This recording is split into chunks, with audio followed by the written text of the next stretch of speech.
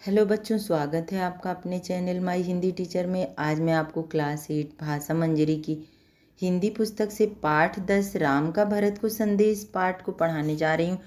बच्चों, इसका प्रश्नोत्तर पढ़ाऊँगी और बहुविकल्पीय जितने भी प्रश्नोत्तर हैं उन सारे प्रश्नों के उत्तर आपको बताऊँगी, भाषा संदर्भ भी बताऊँगी। तो चलिए इसको अंत तक बने रहिएगा। इस पाठ को लिखा है तुलसीदास जी ने।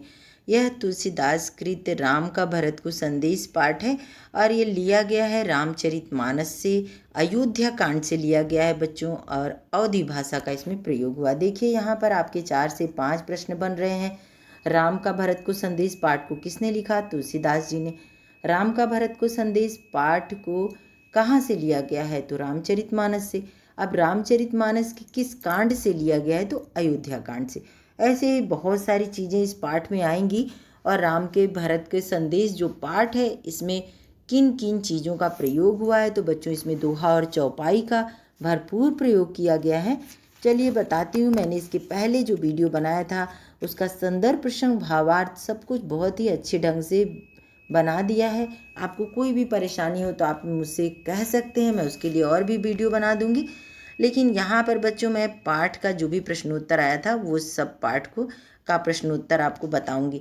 बताने से पहले आपको इस पूरी कहानी का फिर से एक बार सारांश बता देती हूँ कि अपने पिता दशरथ की आज्ञा से पत्नी सीता और भाई लक्ष्मण के साथ श्री राम वनवास कर रहे हैं।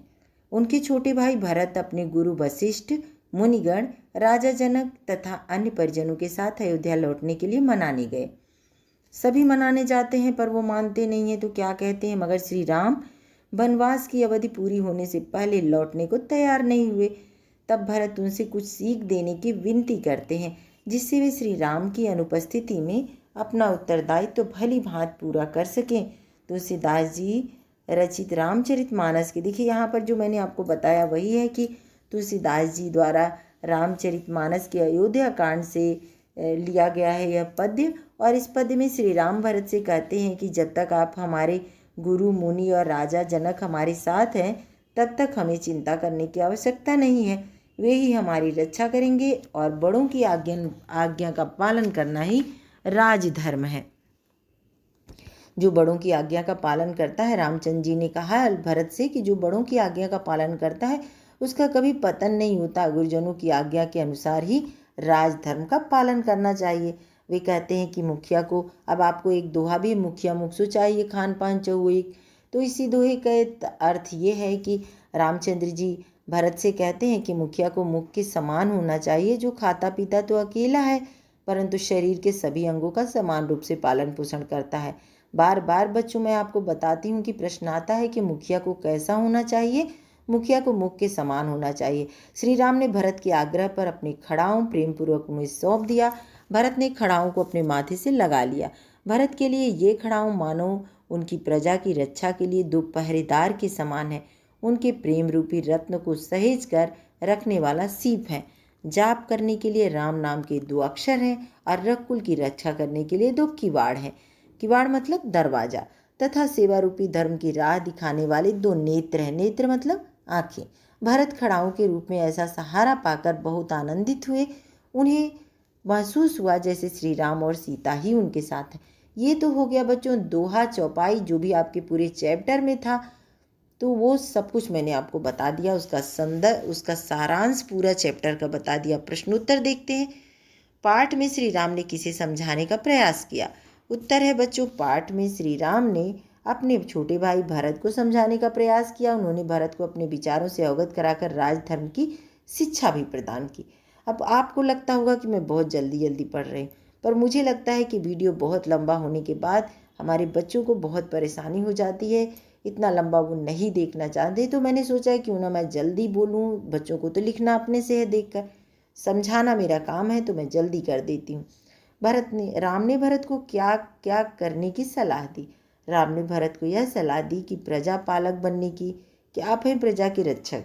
गुरु एवं बड़ों को यथोचित सत्कार देने की उन्होंने सलाह दी और गुरुजनों की आज्ञा के अनुसार राजधर्म का पालन करने की सलाह दी। अगला प्रश्न है बच्चों की तुलसीदास जी के अनुसार, अभी मैंने आपको बताया तुलसीदास जी के अनुसार मुखिया को कैसा होना चाहिए। तुलसीदास जी के अनुसार मुखिया को मुख के समान होना चाहिए, जो स्वयं तो अकेला खाता पीता है, परंतु शरीर के सभी अंगों को समान रूप से पालन करता है। अर्थात मुखिया को सभी सदस्यों को समान भाव से देखना चाहिए। यानी जो परिवार का मुखिया होता है उसको परिवार के हर सदस्य की पूरी देखभाल करनी पड़ती है, और बराबर। ऐसा नहीं किसी को छुपा के कुछ ज़्यादा दे दिया, किसी को कम। अगर ऐसा होगा तो भेदभाव हो जाएगा। वैसे ही रामचंद्र जी भरत जी से कहते हैं कि जो मुख है वो खाता पीता है, पूरे शरीर को बराबर देता है। ऐसा नहीं कि किसी से चोरी छुपे किसी को कुछ दे दिया किसी को नहीं दिया, ऐसा कुछ नहीं। प्रश्न नंबर 4, पाठ के अनुसार राजधर्म क्या है?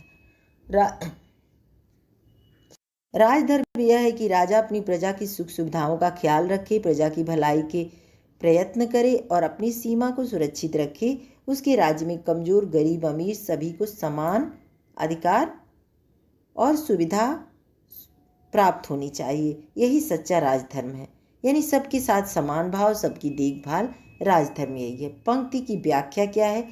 अस विचार सब सोच बिहाई, पालहु अवध अवधि भर जाई। यहाँ पर आपकी बुक में दिया हुआ है बच्चों। तो 7वां प्रश्न है। 7वां प्रश्न का क नंबर संदर्भ है कि हमारी पाठ्य पुस्तक भाषा मंजरी के राम का भरत को संदेश नामक पाठ से ली गई है। इसके रचयिता गोस्वामी तुलसीदास जी हैं। प्रसंग है कि इन पंक्तियों में श्री राम अपने भाई भरत को राजधर्म का पालन करने की शिक्षा दे रहे हैं। भावार्थ है कि श्री राम कहते हैं कि मैं अब अयोध्या नहीं लौटूंगा। हे भरत, तुम अयोध्या जाकर 14 वर्षों तक प्रजा की को अपनी संतान समझकर पालन पोषण करना। वे भरत को राजा की तरह नहीं बल्कि प्रजा पालक बनकर शासन करने की सलाह दे रहे हैं। अगला है कि तुम पितु मातु सचिव सिख मानी, पाले भूमि प्रजा राजधानी। इसका भावार्थ देखते हैं बच्चों। हे भरत, तुम मुनियों, माता और सचिवों की सहायता लेकर प्रजा का पालन पोषण करो ताकि प्रजा जन सुख पूर्वक जीवन व्यतीत करे। गुरुजनों की आज्ञा के अनुसार राजधर्म का पालन करना ही तुम्हारा सच्चा कर्तव्य है। बहुविकल्पीय जो ऑब्जेक्टिव टाइप के प्रश्नोत्तर हैं उनको देख लेते हैं। राम का भरत को संदेश कविता कहाँ से ली गई है? अब 4 ऑप्शन है। ए है रामायण से, बी है रामचरितमानस, सी है राम की शक्ति पूजा और डी है घर राम कथा। तो सही उत्तर है रामचरितमानस। अगला प्रश्न है कि राम का भरत को संदेश कविता के रचयिता कौन है? तो बच्चों मैंने आपको बताया है कि राम का भरत को संदेश पाठ के कवि के जो कवि हैं वो हैं तुलसीदास जी।